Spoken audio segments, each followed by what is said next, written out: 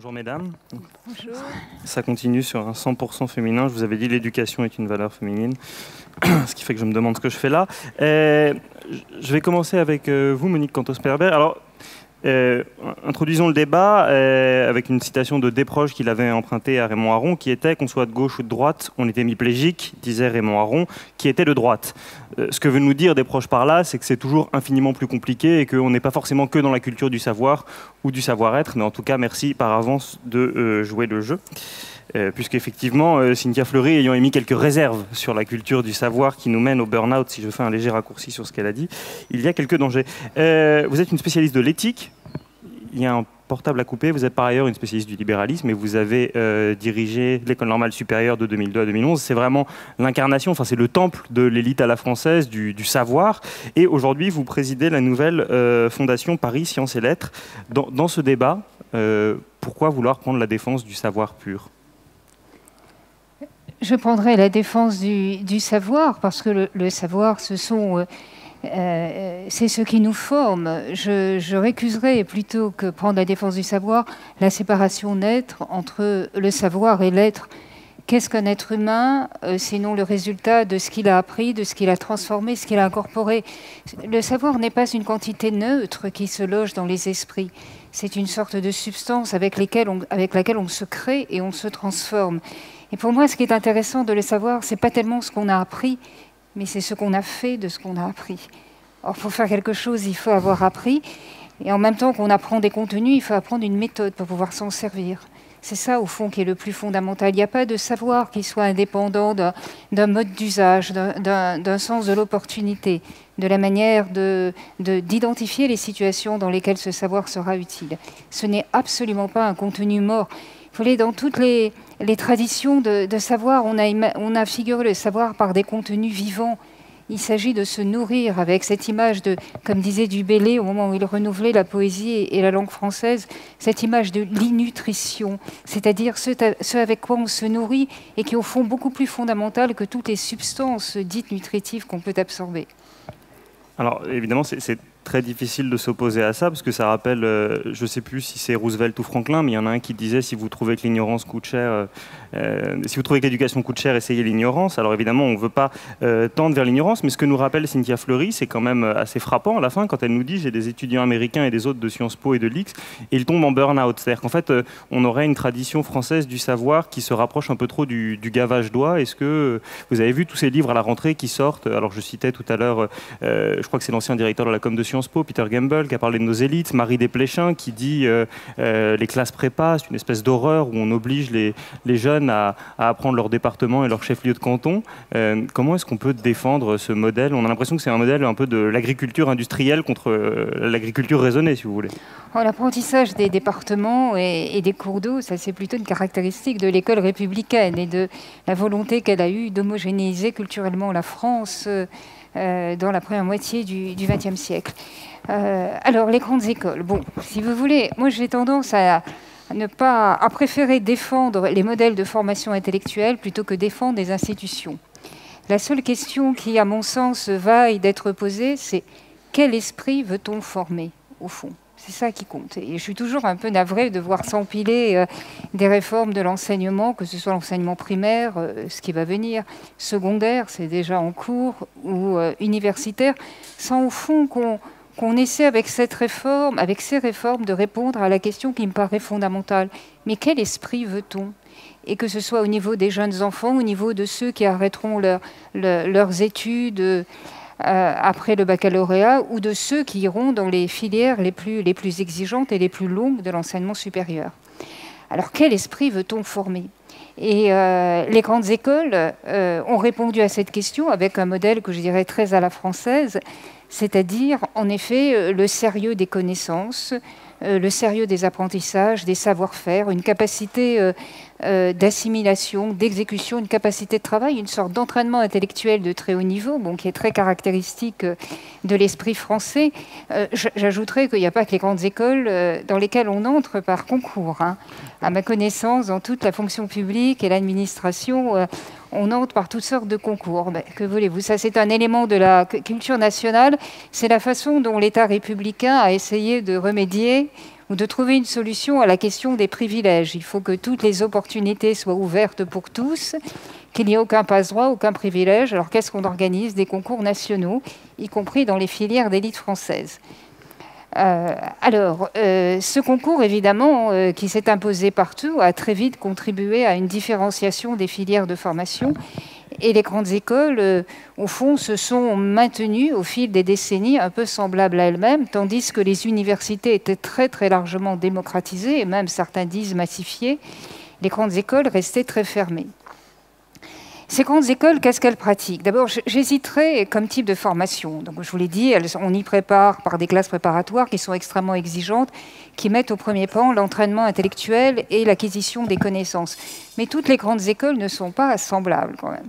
Et pardonnez-moi, je distinguerai d'une certaine façon, non pas l'école normale supérieure, mais les écoles normales supérieures, parce que ces établissements pratiquent ce qu'à ma connaissance, très peu d'autres écoles pratiquent, c'est-à-dire une formation par la recherche. Ce qui caractérise les écoles normales supérieures, c'est l'immensité, la part considérable de leur laboratoire de recherche. Ce sont des établissements dans lesquels les élèves étudient en devenant des créateurs et des chercheurs, des gens auxquels on met dans l'esprit, parfois à rebours de tout ce qu'ils ont appris dans les classes préparatoires, qu'eux aussi auront à trouver quelque chose, à devenir des créateurs.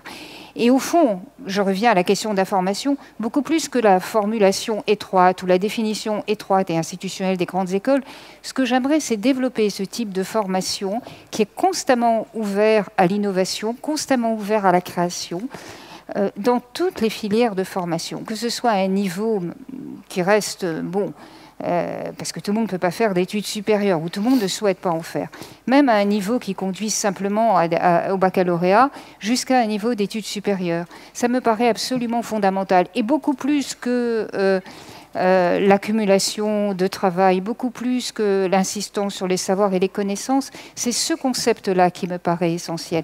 Faire en sorte que l'élève, qu'il soit en terminale, qu'il soit après 5 ans d'études supérieures, ou l'étudiant, ait constamment le sentiment que ce qu'il apprend, il doit le mettre en situation, il doit s'en servir, il doit immédiatement en faire quelque chose. C'est ce que nous appelons la formation par la recherche, et il me semble que c'est ce qu'il y a de plus créateur et surtout qui a le plus d'impact sur la société, d'un point de vue économique comme d'un point de vue social.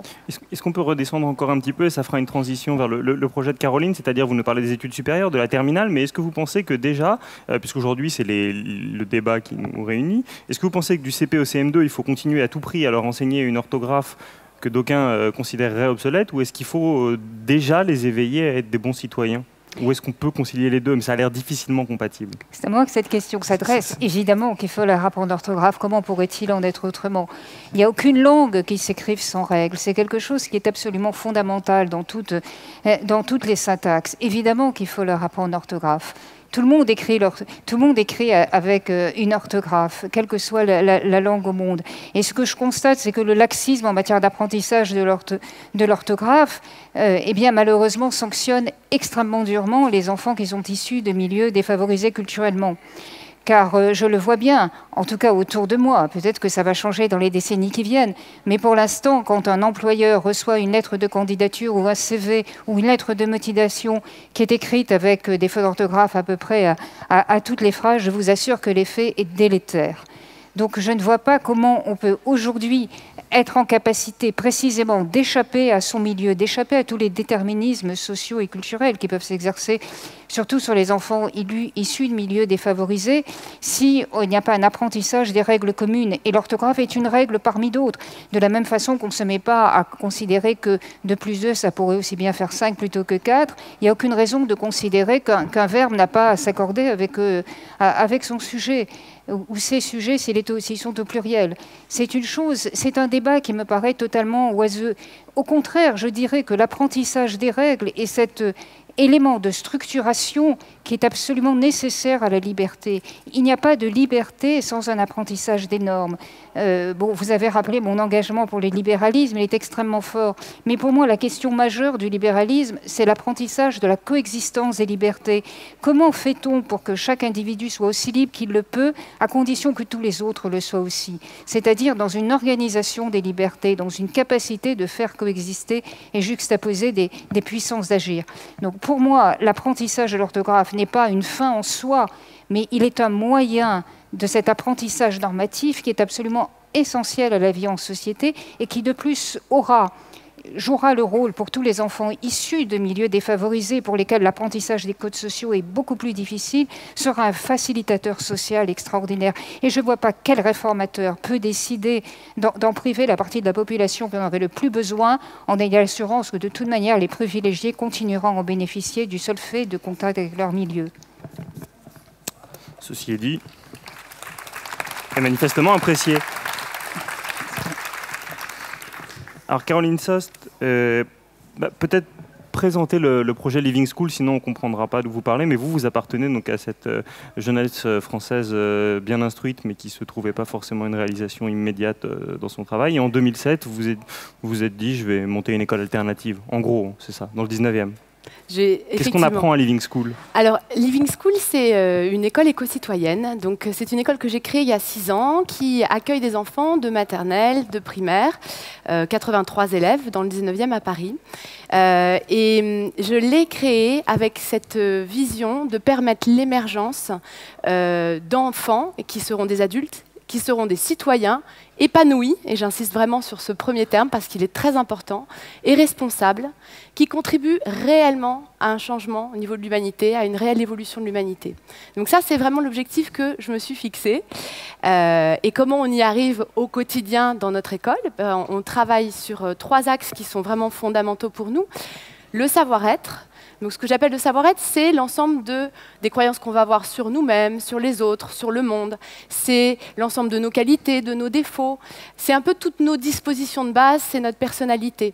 Et donc on va travailler sur le savoir-être de manière à permettre aux enfants d'être bien avec eux-mêmes, d'être bien avec les autres et de se sentir bien dans le monde. Pourquoi on insiste à ce point sur le savoir-être? Parce que je ressens profondément qu'un enfant qui ne se sent pas reconnu, qui est mis en difficulté en permanence, qui est sans arrêt mis devant ses échecs, peut mieux faire, etc., c'est un enfant qui va se sentir mal. C'est un enfant qui ne pourra pas contribuer à une société et qui ne pourra pas apporter sa part de contribution à une société meilleure. Et que c'est important de se sentir d'abord plein, de se sentir bien, de se sentir épanoui, et qu'à partir de là, assez naturellement, j'ai envie de dire même vraiment naturellement, par débordement, on a envie de contribuer, on a envie d'apporter quelque chose. Et donc j'avais vraiment envie, en travaillant sur le savoir-être, de pouvoir impulser quelque chose qui nous fasse sortir de cette culture de l'avoir qui est si présente aujourd'hui, où tous ces adultes que nous sommes devenus, qui avons été mis face à des difficultés, des échecs, dont la valeur n'a jamais été vraiment reconnue et qui courent sans arrêt dans une compensation d'un manque intérieur, une compensation par l'avoir, par le matérialisme, par la supériorité, par le statut, par l'argent, que tout ça puisse cesser pour qu'on aille enfin vers l'être et le fait d'être vraiment soi, d'être bien, d'être accepté tel qu'on est. Et donc, notre école, on met le regard sur le potentiel des enfants. Quand un enfant arrive chez nous, on lui dit « tu as un grand trésor ». Parce que quand on arrive en maternelle et qu'on a 3 ans, potentiel, ce n'est pas forcément un mot qui parle immédiatement. Donc on leur dit « voilà, vous avez un grand trésor à l'intérieur de vous ». Et vous savez quoi? Des enfants de 3 ans, ils le savent. Ils le savent qu'ils ont un grand trésor à l'intérieur d'eux-mêmes. Ils savent qu'ils ont des compétences. Ils savent qu'ils ont des capacités. Et si on n'abîme pas ça, si on permet au contraire de laisser émerger ses capacités, ses compétences, de les déployer, alors ça permet de faire des adultes plus tard qui sont debout et qui sont capables de gérer et de s'affirmer. Le deuxième axe, qu'on travaille chez nous et qui est très important pour nous, c'est l'éco-citoyenneté. Moi, cette école, je l'ai créée, non pas pour qu'on se regarde le nombril, qu'on soit bien entre nous et que ce soit super, le petit chaud doudou collectif, non, c'est pas du tout ça. On regarde le monde bien en face, et le monde, il est pas beau, il est terrible. Je pense souvent à cette jeune Severn Suzuki, que peut-être certains d'entre vous ont déjà vue, qui, à l'âge de 12 ans, à Rio, en 92, s'était mise debout devant tous les chefs d'État pour dire « Ce que vous faites m'empêche de dormir la nuit parce que vous êtes en train de mettre en péril l'avenir de ma génération. » J'aimerais vraiment qu'on puisse entendre cette voix de tous les enfants et pouvoir leur proposer autre chose.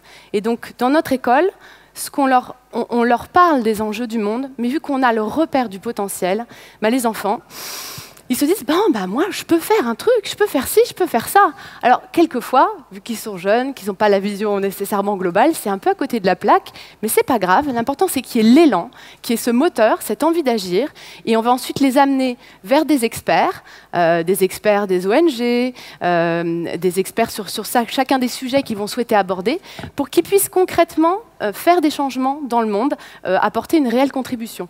Un exemple de ça, très court, parce que ça va vous donner une idée de comment on agit. Enfin, 2 exemples.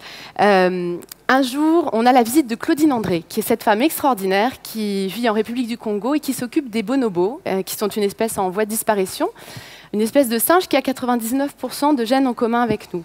Et elle vient nous présenter son action parce qu'elle avait lu dans un article sur Living School, elle avait lu qu'on était des éco-citoyens. Et elle a dit, voilà, moi je lutte tellement pour ces espèces que je veux venir parler des éco-citoyens pour que ça change, pour que vous puissiez faire bouger les choses.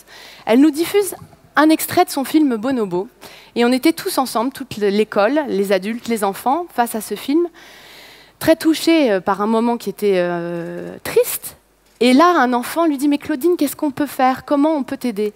Et Claudine dit moi, j'aimerais avoir plus de moyens pour agrandir mon sanctuaire, pour pouvoir accueillir plus de bonobos.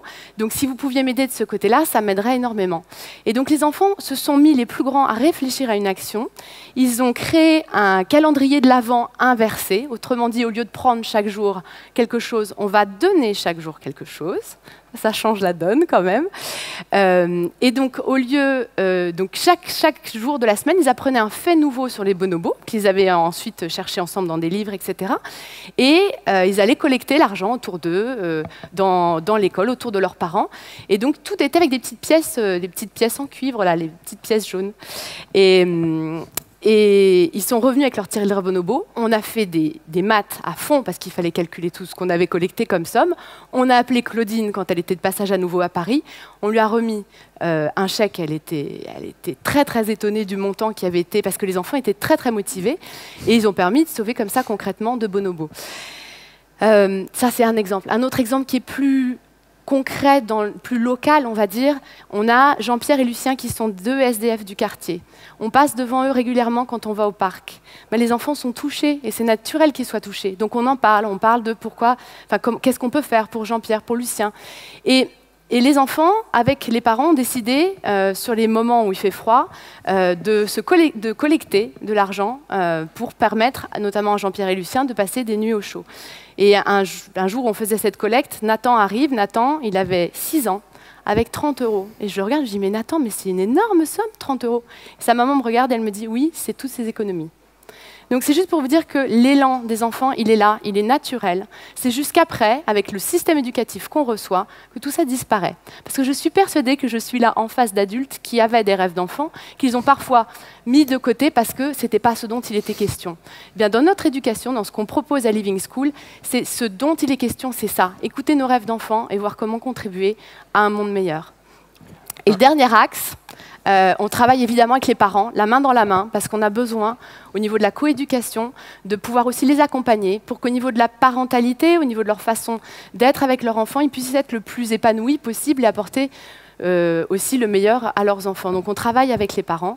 Un petit mot, parce que je sais que j'ai toujours la question, on me dit « Ah, mais c'est bien beau tout ça, mais vous, c'est réservé à une élite financière. » Et effectivement, c'était le seul moyen pour moi de démarrer ce projet. C'était de commencer avec une école privée, hors contrat, chère. On a un élève boursier depuis le démarrage et on est en train de travailler à justement faire en sorte qu'il y ait plus de bourses pour avoir une meilleure mixité sociale. Et on réfléchit tout le temps, sans arrêt. On fait énormément d'actions pour démultiplier.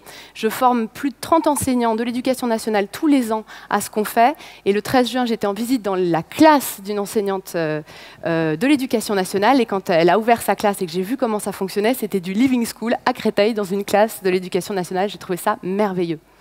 Voilà. Bravo. C'est possible. Alors il y a le temps qui file, mais je voudrais que vous puissiez réagir toutes les deux, juste d'un mot, parce que c'est éminemment sympathique, et je pense que tout le monde préférera, enfin tout le monde sera toujours plutôt du côté de Bambi que de Dexter, donc c'est des belles histoires que vous nous avancez, mais quid des résultats? C'est-à-dire, bon, ils savent compter, mais ils savent lire, mais d'une façon un petit peu alternative. Est-ce que quand vous les lâchez, après le CM2, ils s'en sortent dans cette jungle qu'est le collège? Alors, ce ne sont pas des Bambis et on n'est pas des bisounours. Et ça, c'est très important de le savoir. Parce que ce qu'on travaille chez nous, c'est l'affirmation. C'est le fait d'avoir confiance en soi. On travaille le repère intérieur. Autrement dit, au lieu d'être sans arrêt aliéné par une culture qui pousse au repère extérieur de manière folle, combien tu as eu et les autres, et les notes, et je me compare, et la compétition, on arrête cette aliénation et on leur dit, le plus important, c'est est-ce que tu es content de toi? Est-ce que tu ressens que tu as progressé? C'est de garder ce repère intérieur qu'on aurait tous, adultes, tellement besoin de développer. Donc on travaille ça avec eux et le fait que ça les aide au fur et à mesure à se structurer, à se sentir forts. Et j'ai des anciens élèves qui sont évidemment passés dans d'autres structures très différentes de la mienne. Un exemple juste parce que je le trouve merveilleux, un enfant qui est resté 1 an chez nous seulement, sur sa grande section de maternelle, qui s'appelle Jayan, et qui est allé, parce qu'on n'avait pas de CP à lui proposer à l'époque, qui est allé faire son CP dans une école privée catholique du quartier. Et il revenait le mercredi parce qu'on avait un petit club qu'on lui proposait pour garder le lien. Et le premier mercredi, j'avais un petit peu mal au ventre en me disant, le pauvre loulou, ça ne doit pas être évident pour lui. Et donc je l'accueille, je lui dis, alors Jayan, comment ça s'est passé ta rentrée? Il me regarde et il me dit, tu sais, c'est pas comme à Living School là-bas. Ah, je lui dis, aïe, aïe, aïe. Et il me dit, mais tu vois, là-bas, quand tu fais quelque chose de pas bien, une bêtise, ben, tu as une croix. Et puis au bout de 3 croix, tu as une punition. Ah, je dis, ok.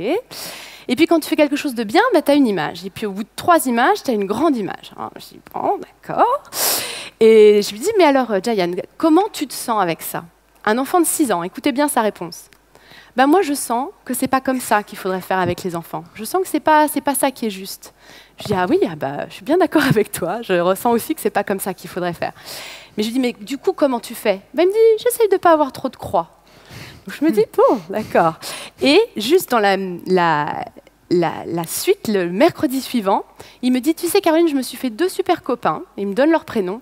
Et je leur ai appris la chanson du plus grand trésor. La chanson du plus grand trésor à Living School, c'est la chanson qui parle du potentiel des enfants. Et je me suis dit, si un enfant de 6 ans, au bout d'1 an de notre pédagogie, il est capable de voir ce qui se passe, de garder ce qu'on appelle nous le centrage, mais de garder sa position en restant zen, en se disant, je m'adapte, mais tout en transmettant ce qu'il a appris de beau, ben, je trouve qu'on est plutôt bien en route. Voilà. Merci. Je pense qu'on sera très vite fixé, vu l'importance donnée au partage, si nos futurs responsables politiques sont passés par Living School ou pas, ça devrait se voir assez vite. Monique Cantos-Perber, qu'est-ce que ça vous inspire, ce témoignage, notamment socialement? Parce qu'elle nous dit qu'il y a un boursier, alors sur 82 élèves, alors chez les savants, on dirait c'est les exemples là, vous savez, c'est au Moyen-Âge, on écrivait des fables en disant mais si, même quand on est humble, on peut s'en sortir et faire une belle carrière. Et en réalité, on savait que c'était du toc qui était raconté par le clergé pour que les autres continuent à bosser. Est-ce que vous vous dites que c'est trop beau pour être vrai et c'est pas généralisable, ou de toute façon, même comme ça, c'est pas forcément une pédagogie qui vous intéresse? Parce que je vous ai vu sourire tout le temps, alors j'imagine que vous êtes sensible à la cause de ces charmants bonobos. Mais je trouve que cette expérience est formidable et je peux que l'encourager. Si vous voulez, encore une fois, moi, ce qui m'intéresse, c'est pas du tout la méthode éducative. Je partage le diagnostic qui vous a amené à créer cette école, c'est-à-dire que la pédagogie française se fait par l'humiliation. Alors, l'humiliation de l'enfant, il faut d'abord le convaincre qu'il ne sait rien. Bon, ça c'est un fait, il ne sait rien encore, enfin rien, en tout cas en termes de savoir, mais qu'il ait énormément de qualités, énormément de ressources, et qu'il a un potentiel de création, ça ne fait aucun doute. Or, il y a dans la pédagogie française, peut-être pas la maternelle, qui semble quand même un peu plus avisée sur l'importance de ces questions, mais à partir du préparatoire, une volonté véritablement de faire prendre conscience aux enfants de leur incapacité fondamentale. Mais comment pourrait-il en être autrement? Ils sont tout jeunes et on ne demande pas, ils sont en processus d'apprentissage. J'ajouterais que l'école française a toujours été très humiliante. Il y a une 50aine d'années au moins, elle apprenait quelque chose aux enfants. Aujourd'hui, elle n'apprend plus grand-chose aux enfants. Elle est toujours aussi humiliante. C'est quand même un paradoxe sur lequel il faudrait réfléchir. Bon. Donc, qu'on trouve des moyens qui mettent en avant la personnalité de l'enfant, qui lui donnent un rôle actif, qui ne le brise pas, qui lui donne surtout envie d'apprendre. Parce que, au fond, dans tout ce que vous dites, ce qui m'a paru le plus précieux, c'est que vous essayez par tous les moyens possibles de maintenir vif cet extraordinaire désir d'apprendre quand même qui caractérise l'être humain. Et alors, nos enfants, nous les envoyons à l'école dans une espèce de mimétisme, de rechignement pour la plupart. Ils ne sont pas trop contents et quand ils y vont, c'est surtout à cause des réseaux sociaux et de la convivialité. Mais songez aux enfants qui ne peuvent pas aller à l'école, ou alors qui ont été, ne serait-ce que moi, qui vivais dans un milieu assez isolé. L'école, pour moi, c'était la source de liberté. C'était enfin l'endroit où on pouvait apprendre le monde, avoir un contact avec une richesse que j'imaginais colossale et auquel je n'avais aucun accès là où j'étais. Donc c'est un instrument de liberté extraordinaire et qu'on donne aux enfants la confiance nécessaire pour aborder ce monde, qu'on les prenne au sérieux, qu'on les respecte dans cette démarche apprentissage. Je ne peux que le saluer et vraiment je vous souhaite tous les succès.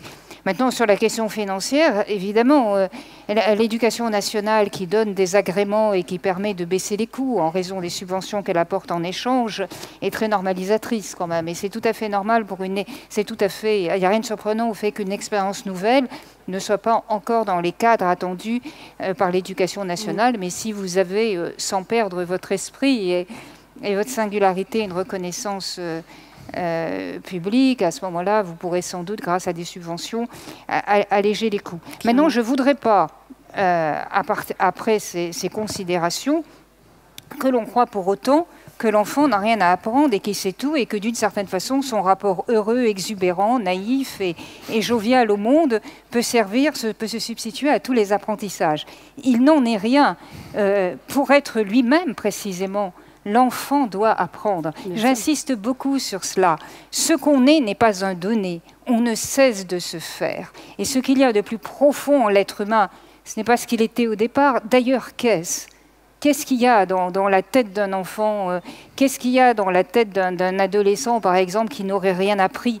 Eh bien, il n'y a que des préjugés, des modes, ce que souhaite tout le monde. Il n'y a rien qui lui soit propre. Pour créer savoir propre, pour former en soi ce qui est si important dans la vie, en termes de sens critique, en termes de contribution citoyenne, c'est-à-dire proper voice, une voix qui soit à soi et par laquelle on peut avoir l'ambition au niveau où l'on est, quel qu'il soit, de changer le monde, encore faut-il avoir formé cette voix. Ce qui est donné, c'est le désir, c'est l'impulsion, c'est la qualité d'être, mais pour se faire entendre et pour créer quelque chose, il faut absorber tout ce que le monde nous apporte et le fait de pouvoir bénéficier des apprentissages dont je souhaiterais qu'ils soient infiniment plus vivants, infiniment plus orientés vers l'enfant, tout en maintenant l'espèce de rigueur et d'effort qu'il y a dans l'apprentissage. Il n'y a pas des apprentissages qui ne coûtent rien. Si on veut jouer du piano, si on veut bien jouer du violon ou bien chanter, il faut apprendre, rien ne se fait naturellement. Mais cet apprentissage est un chemin parfois difficile, mais réserve des bonheurs extraordinaires parce qu'on a l'impression, avec ce qui est apporté par le monde, par ceux qui nous ont précédés et par tous ces avoirs disponibles, eh bien, de s'être créé soi-même. Et c'est une jubilation extraordinaire. Merci beaucoup, ça me paraît une très belle conclusion.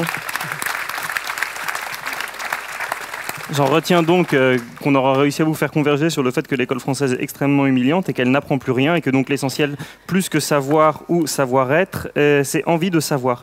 Monique Cantos-Perber, merci infiniment d'être venue. Je crois qu'il faut qu'on vous libère. Caroline, peut-être juste avant de partir, est-ce que vous pouvez nous expliquer ce qui va se passer vendredi après-midi pour le LH Forum des enfants? Exactement. Merci encore, Madame Monique Cantos-Perber. Donc, ce vendredi après-midi, dans le cadre du LH Forum, j'organise avec l'équipe du LH Forum, le LH Forum des enfants. Parce qu'il me paraissait hyper important qu'il y ait le pendant de ce que vous faites lors de ce forum, mais pour les enfants. Et donc, nous aurons 300 enfants de l'éducation nationale qui viendront pour des ateliers sur tout un tas de thématiques autour des problématiques dans le monde et surtout autour des solutions. Et nous accueillerons des enfants porteurs de solutions qui vont raconter comment ils résolvent les problèmes auxquels on a à faire face. De même, certains depuis un très jeune âge. Un juste rapide exemple, Hannah Taylor, une petite Canadienne, qui à l'âge de 5 ans a vu en voiture un SDF en train de fouiller dans une poubelle, a interrogé sa mère, hyper interpellée sur ce que faisait cet homme. Et elle raconte que pendant 1 an, ça l'a énormément travaillé. À 8 ans, elle avait sa fondation qu'elle a créée, qui s'appelle The Ladybug Foundation, donc la fondation Coccinelle. Et elle sera avec nous donc vendredi après-midi pour témoigner comment elle apporte son aide au SDF en créant un abri, en apportant des soupes populaires, etc. Depuis donc l'âge de 8 ans, elle a 17 ans aujourd'hui. Et on aura d'autres enfants comme elle, de 9 à 17 ans, qui viendront témoigner et apporter des solutions. Et on essaiera, l'idée c'est d'impulser et de donner l'envie, d'inspirer. Et ensuite, nous nous sommes réunis avec tous les enseignants de toutes les classes. Ils vont, avec leur classe, leur permettre d'impulser des projets de changement, comme nous le faisons à Living School, pendant 1 an. Et nous célébrerons toutes ces réussites le 16 mai, tous ensemble, au Havre. Voilà. Merci Caroline, ça donne très envie. Oui. Merci. Et merci encore.